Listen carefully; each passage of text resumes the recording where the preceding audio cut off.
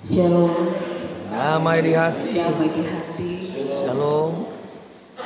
Bapak Ibu saudara-saudara yang diberkati dan dikasihi di dalam Tuhan kita Yesus Kristus, kita telah memasuki minggu Advent yang ketiga di minggu yang berjalan ini, dan itu berarti semakin dekatlah kita dengan hari besar, hari kelahiran Yesus Kristus yang kita hendak rayakan bersama. Dan sebagai warga gereja Masih Injil di Minahasa, minggu Advent yang ketiga ini kita dituntun dengan firman Tuhan melalui Injil Markus pasal 1 ayat 1 sampai dengan ayatnya yang ke-8 di bawah tema persiapkanlah hati, sambutlah Tuhan Yesus. Saudara-saudara, pemahaman tentang minggu Advent dari tahun ke tahun, sadar ataupun tidak sadar, bagi kita sebagai orang Kristen menjadi semakin kabur, yang pada akhirnya banyak orang tidak dapat memaknai lagi arti perayaan Natal Yesus Kristus dalam kehidupannya. Pada minggu Advent yang hendak kita lalui selama 4 minggu, sebenarnya ini merupakan sebuah momen yang sangat penting bagi kita, bagi saudara-saudara dan saya. Momen yang sangat berharga sebenarnya. Bagaimana di minggu-minggu Advent ini orang sama-sama mau berefleksi tentang betapa besar kasih Allah itu bagi kehidupan orang semua,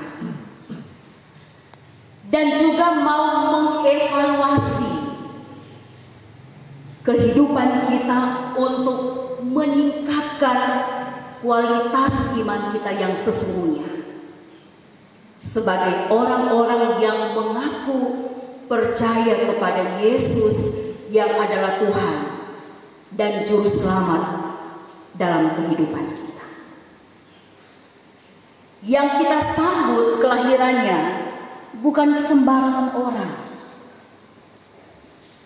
Sosok yang betul-betul membawa pembaharuan yang besar bagi orang di kehidupan manusia dan dunia.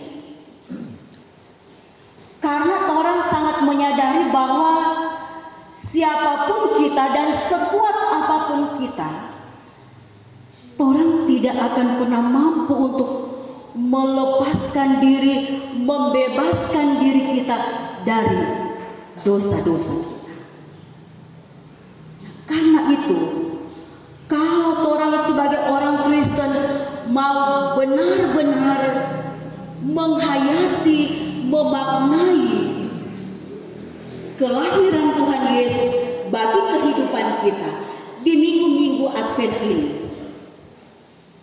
pasti orang akan mendahulukan, orang akan fokus, orang akan mengutamakan persiapan-persiapan kita dalam menyambut dan merayakan Natal dengan persiapan-persiapan spiritual, persiapan rohani kita, persiapan hati dan iman kita yang sesungguhnya kepada Tuhan, sebagaimana yang mau diperlihatkan oleh orang yang bernama Yohanes, yang disebutkan di sini yaitu Yohanes Pembaptis. Biasanya orang, kalau ada pejabat-pejabat besar, pejabat-pejabat penting yang datang ke daerah kita, pasti ada persiapan-persiapan. Semuanya diatur sedemikian baik, dan sebisa mungkin akan membuat pejabat tersebut bersama dengan rombongannya itu merasa senang, merasa berbahagia, karena dihargai dengan sambutan-sambutan yang luar biasa tadi.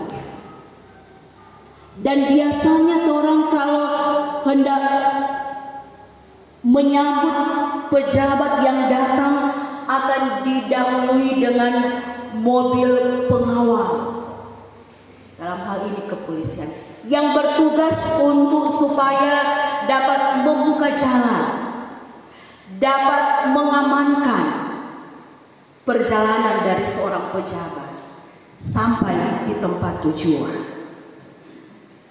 Dan yang pasti bahwa mobil yang hendak mengawal pejabat tersebut, orang juga tahu pasti di sana akan ada bunyi sirena yang mau mendahului perjalanan, sehingga mau menandakan bahwa oh, ada orang penting, ada pejabat yang mau lewat, dan orang yang ada bersama-sama dengan rombongan tersebut akan berjalan pelan, mobil kita ataupun akan berhenti sebagai tanda penghormatan untuk memberikan kesempatan supaya rombongan para pejabat itu boleh melanjutkan perjalanan tanpa ada halangan. Nah, saudara-saudara yang diberkati dalam Tuhan, bagaimana dengan kita sebagai orang-orang yang percaya kepada Yesus Kristus yang adalah Tuhan dan Juru Selamat, dalam kita menyambut, dalam kita menghormati, menghargai kedatangannya ke dalam dunia ini. Dalam konteks Natal, kelahiran Yesus, pun dalam konteks parausia atau kedatangan Yesus kali yang kedua. Saat ini orang sudah berada di minggu Advent yang ketiga. Bagaimana persiapan kita? Bagaimana persiapan pribadi kita, keluarga kita, dalam orang mempersiapkan diri dan keluarga kita untuk merayakan Natal Yesus Kristus? Apakah persiapan kita, penyambutan kita akan kelahiran Yesus hanya sebatas pada kegiatan-kegiatan seremonial yang berlalu tanpa ada perubahan, atau tanpa ada sesuatu yang dipulihkan dalam kehidupan pribadi kita setelah orang merenung-renungkan firman Tuhan selama minggu-minggu Advent ini, ataupun kehadiran kita dalam ibadat-ibadat perayaan menyambut Natal Yesus Kristus.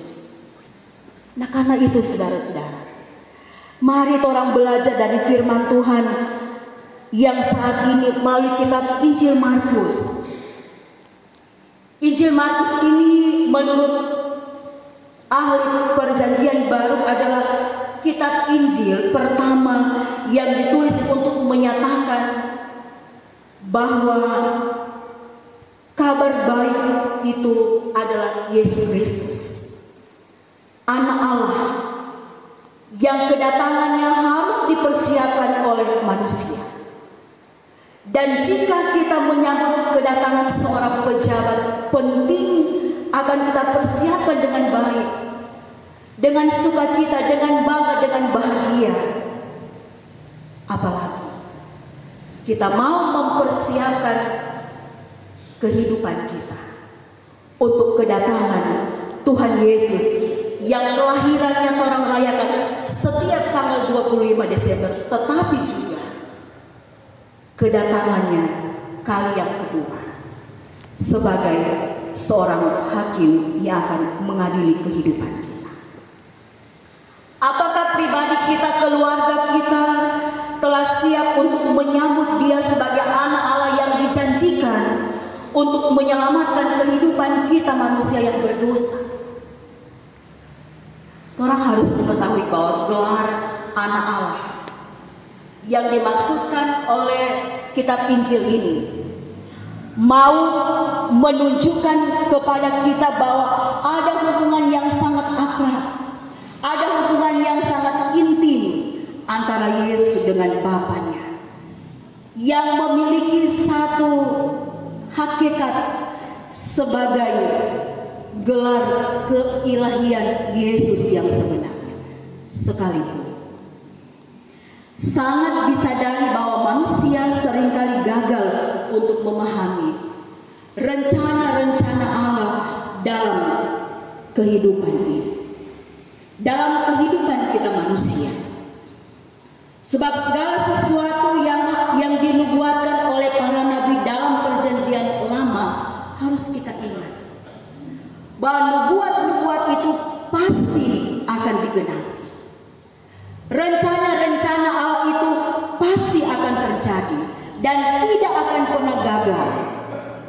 Apapun rencana-rencana Tuhan, nubuat-nubuat yang telah disampaikan oleh para nabi dalam perjanjian lama, seperti yang disampaikan oleh Nabi Yesaya, yang diulang kembali oleh penulis kitab Injil Markus dalam pembacaan Alkitab kita ini, bahwa kedatangan anak Allah harus dipersiapkan dengan baik, karena Dia akan datang secara fisik, bukan lewat Zoom meeting, bukan juga lewat video call, tetapi benar-benar kehadirannya dinyatakan Tuhan Allah melalui kemanusiaannya Tuhan Yesus.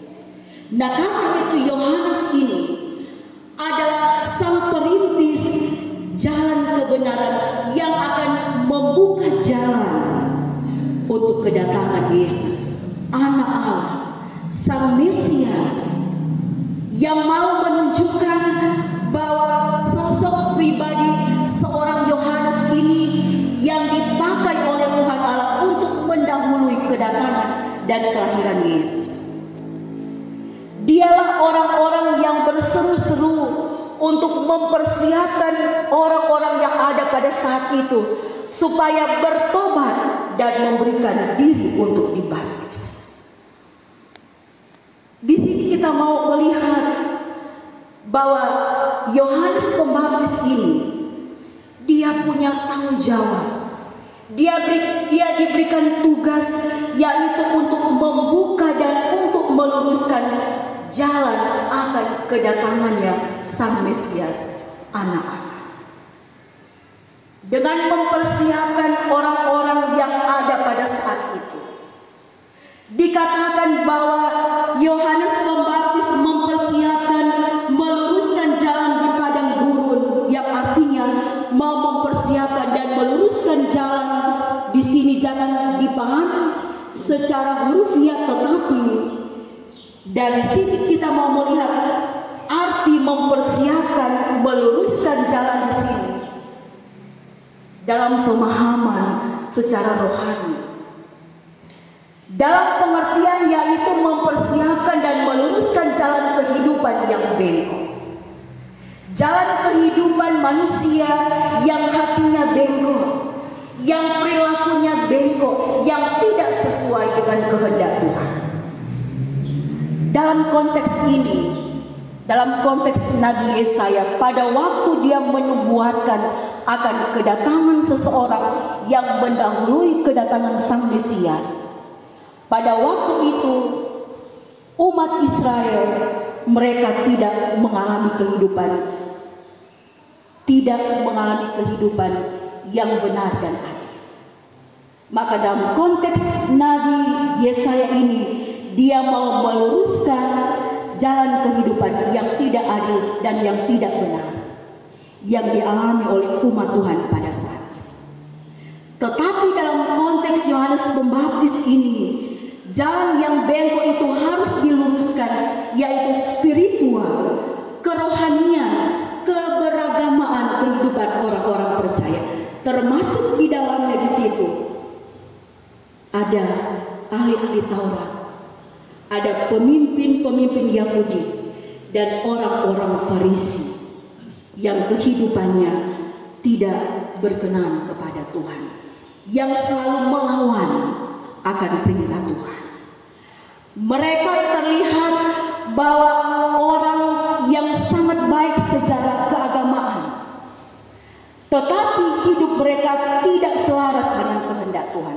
Pendek kata, bahwa persiapan untuk meluruskan jalan hidup yang tidak berkenan kepada Tuhan dengan pertobatan, dengan kembali hidup benar di hadapan Tuhan. Karena itu Yohanes Pembaptis ini mengatakan, bertobatlah dan berilah dirimu dibaptis, dan Allah akan mengampuni dosa-dosa.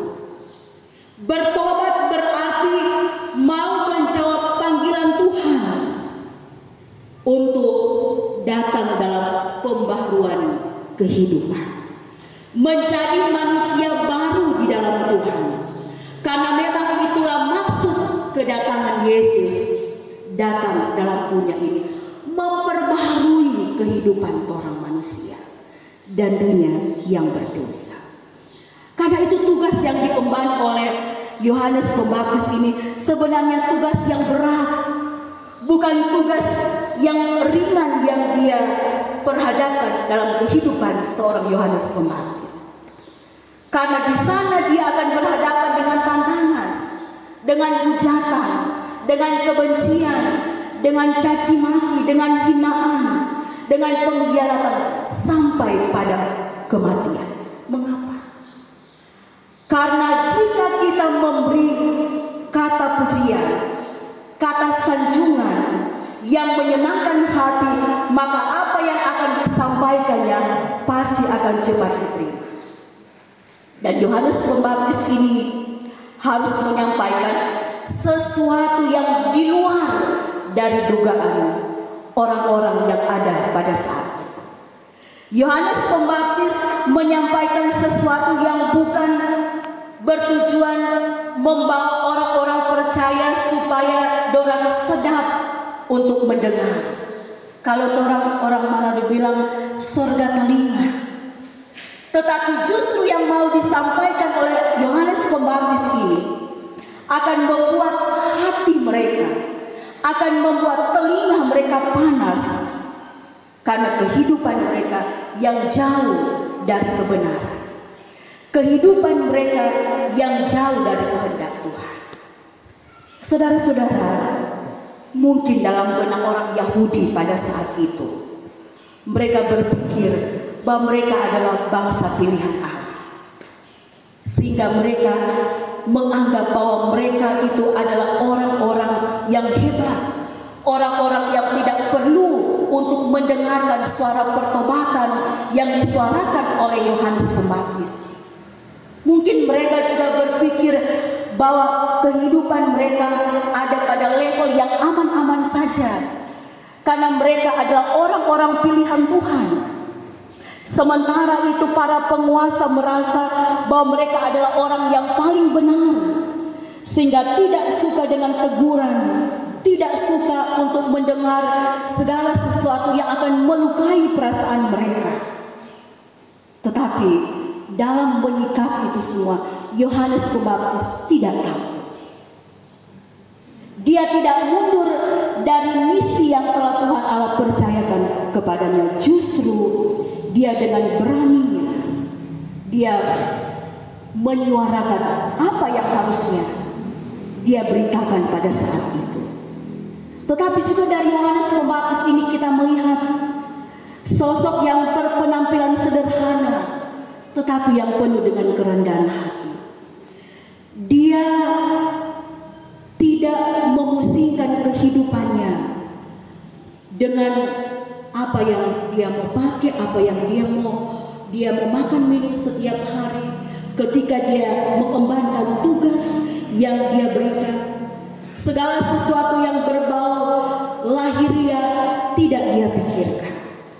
Tetapi yang dia mau sampaikan di sini adalah tugasnya satu-satunya adalah mengarahkan orang-orang yang hidup pada saat itu pada persiapan yang bersifat kerohanian, yang bersifat iman dan spiritual mereka harus dibentuk lagi, sehingga mereka dalam persiapan menyambut kedatangan Tuhan memang betul-betul kehidupan mereka ada dalam pertobatan.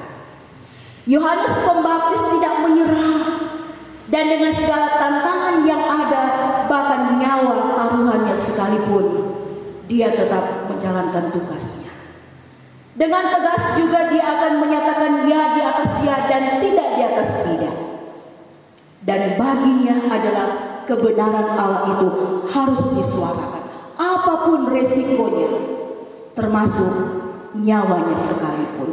Dia tidak mempedulikan, sebab bagi Yohanes Pembaptis ia tidak merasa bahwa dia adalah orang yang penting, orang yang hebat, orang yang jago karena mendahului kelahiran Sang Juru Selamat. Tidak.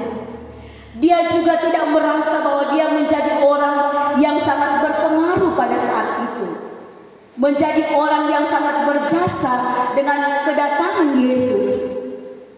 Tetapi yang dia jalani itu semua dengan penuh kerendahan hati, dan dia hanya memfokuskan pengarahannya kepada orang-orang, pada Yesus Kristus yang akan datang, bukan pada dirinya. Nah, karena itu secara jujur Yohanes Pembaptis mengakui bahwa Yesus lebih berkuasa dari dirinya. Yesus Kristus adalah segala-galanya dalam kehidupannya. Dan memang banyak orang yang menolak seruan pertobatan dari Yohanes Pembaptis pada waktu itu. Tetapi tidak sedikit pula orang-orang yang mau datang mengaku dosa dan memberi diri untuk dibaptis. Ada yang memilih untuk mengeraskan hati. Namun Yohanes Pembaptis di sini mau melihat bahwa kehidupannya dipakai oleh Tuhan untuk menjadi alat di tangan Tuhan, supaya kedatangan Sang Mesias itu benar-benar disambut dengan penuh damai sejahtera, disambut dengan persiapan yang seutuhnya dari orang-orang yang percaya kepada Tuhan, sehingga Yohanes tidak mengejar popularitas diri. Dia juga tidak menjaga, sangat menjaga dengan kesetiaannya apa yang harus ia lakukan sebagai perintis jalan bagi kedatangan Anak Allah, Sang Mesias, Sang Juru Selamat dalam kehidupan kita. Pertanyaan bagi orang semua, tapi sekaligus juga menjadi bahan refleksi bagi kita. Ketika orang belajar firman Tuhan ini, ketika orang juga membaca firman Tuhan ini dalam ayat-ayatnya yang terakhir, di situ Yohanes Pembaptis mengatakan begini: sesudah aku akan datang Ia yang lebih berkuasa daripadaku, mau membungkuk dan membuka tali kasutnya pun aku tidak layak. Saudara-saudara, membuka tali kasut pada waktu dulu, pada zaman Yohanes, adalah tugas seorang hamba yang paling rendah. Itu artinya Yohanes Pembaptis dengan dia mengatakan tersebut, dia mau menempatkan dirinya lebih rendah dari seorang hamba yang tugasnya untuk membuka tali kasut. Dan itu artinya bahwa dia tidak berambisi untuk menggantikan posisi Yesus. Ia juga tidak berniat untuk menggantikan penghormatan yang harus diterima oleh Tuhan Yesus. Dan dia juga tidak menonjolkan dirinya karena dia merasa bahwa dirinya itu adalah orang yang paling rendah. Dan hanya Tuhan Yesuslah yang layak untuk disembah, yang layak untuk dihormati, yang layak untuk disanjung, yang layak untuk menerima pujian dari semua orang yang percaya kepadanya, bukan dirinya sebagai seorang perintis jalan untuk datangnya Sang Mesias. Saudara-saudara, bagi kita saat ini, bunyi tanda sirene telah terdengar di minggu-minggu Advent ini sebagai tanda sirene bagi kita. Tidak suka ataupun suka, siap ataukah tidak siap, orang pasti bila Tuhan berkenan akan ada dalam perayaan menyambut Natal Yesus Kristus. Tetapi juga siap ataupun tidak siap, orang pasti juga akan berada di mana waktu Tuhan itu akan datang. Kedatangan Tuhan itu pasti akan menjadi bagian dalam setiap kehidupan kita orang-orang yang percaya. Karena itu, jangan orang terlena dengan persiapan-persiapan materi dan lahiriah. Jangan orang cuma sibuk untuk membenahi rumah kita supaya kelihatan indah, tetapi benahilah juga hati kita, kehidupan beriman kita. Mari kita juga tidak lupa dan tidak lalai untuk membersihkan hati kita yang banyak kotoran-kotoran dosa yang hadir dalam hidup kita, agar supaya di minggu-minggu Advent ini, ketika orang ada dalam ibadah di rumah Tuhan seperti saat ini, tetapi juga ketika orang berada dalam ibadah-ibadah menyambut Natal Yesus Kristus, itu akan membuat orang semua untuk benar-benar mau mempersiapkan diri kita untuk menyambut kelahiran Tuhan Yesus. Dan mari orang semua hidup dalam sukacita, dalam kedamaian, baku-baku baik, saling memaafkan satu dengan yang lainnya, supaya dengan demikian persiapan iman kita yang seutuhnya di hadapan Tuhan itu akan membuat kita mampu untuk memahami dan mengerti. Itulah arti dan makna Natal yang sebenarnya kita harus lakukan dalam kehidupan kita. Sebab kita harus ingat bahwa Dia datang dalam kehidupan kita untuk membereskan dosa-dosa kita. Oleh sebab itu, bermohonlah selalu supaya Roh Kudus Tuhan terus mengingatkan kita, terus menginsafkan kita, agar supaya kita jauh dan tidak akan melakukan dosa yang sama.